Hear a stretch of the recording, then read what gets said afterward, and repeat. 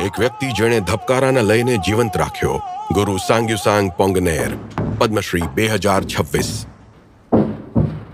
એક સમય હતો જ્યારે દુનિયા એક અલગ જ લય પર ચાલતી હતી, એવો લય જે પ્રશંસા માટે રજૂ નહોતો થતો પણ ઓળખ બની જતો હતો। વર્ષો સુધી નગારાની ગૂંજ નાગાલેન્ડના લોકોના પહાડોમાં અને હૃદયમાં સંભળાતી હતી, પણ જો એ ધીરે ધીરે ખોવાઈ જાત તો શું થાત? 23 માર્ચ 1945 એક નાના એવા આઓ નાગા ગામમાં જન્મેલો એક બાળક સંસ્કૃતિને ફક્ત જોઈ નતો રહ્યો પણ એનો વારસો અપનાવી રહ્યો હતો। સમય સાથે સભાઓ ઓછી થતી ગઈ, ગીત ભૂલાતા ગયા અને નૃત્ય ખોવાવા લાગ્યા। સમૃદ્ધ આઓ નાગા વારસો ધીમે ધીમે ભૂસાઈ રહ્યો હતો। ત્યારે ગુરુ સેંગ્યુસેંગ પોંગનેરે તેમનું જીવન આને પુનર્જીવિત કરવા માટે સમર્પિત કરવાનો સંકલ્પ કર્યો। બાળપણથી જ મને અમારા ગીત અને નૃત્ય પ્રત્યે ઊંડો પ્રેમ હતો।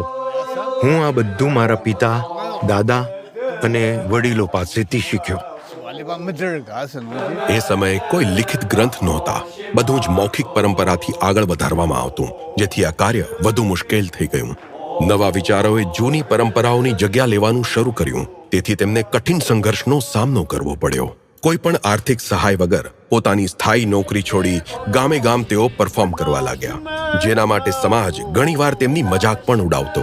પણ આઓ નાગા આત્માની જેમ તેમણે પણ હાર ન માની। વિષય ક્યારે પણ પૈસાનો હતો જ નહીં, તેમનો ઉદ્દેશ્ય તો આઓ નાગા સંસ્કૃતિને કોઈ પણ કિંમતે આગલી પેઢી સુધી પહોંચાડવાનો હતો। આ યાત્રામાં તેમના પત્ની તેમની સાથે અડીખમ ઊભા રહ્યા। જ્યારે તેઓ એકલા યાત્રા કરતા ત્યારે તે પરિવારની જવાબદારી ઉપાડતા અને આર્થિક સહયોગ આપતા। તેમનો પરિવાર અને ગ્રામજનો તેમની સૌથી મોટી તાકાત બન્યા। 6 દાયકાની તપસ્યાએ અદ્ભુત ફળ આપ્યા। કલા, દીક્ષા અને નાગા વાદીર વેલફેર કલ્ચર ક્લબ જેવા કાર્યક્રમોમાં ગુરુ સેંગ્યુસેંગ પોંગનેરે હજારો લોકોને માર્ગદર્શન અને પ્રશિક્ષણ આપ્યું છે। આજે તે આઓ નાગા લોક પરંપરાના સૌથી વરિષ્ઠ ગુરુ છે। તેમની રચનાઓ સ્થાનિક, રાષ્ટ્રીય અને આંતરરાષ્ટ્રીય મંચ પર પ્રસ્તુત કરવામાં આવે છે। આજે 81 વર્ષની ઉંમરે પણ તેમનું કામ પૂરું નથી થયું। જે યુવાન શીખવા માંગે છે તેના માટે મારા દરવાજા હંમેશા ખુલ્લા છે। તેમનું સાદું ઘર જે શીખવા આવે છે તેમના માટે નાનું પડી જાય છે, એટલે જ તેમનું સપનું એક એવી એકેડેમી બનાવવાનું છે જ્યાં આવો નાગા સંસ્કૃતિ ખીલી શકે।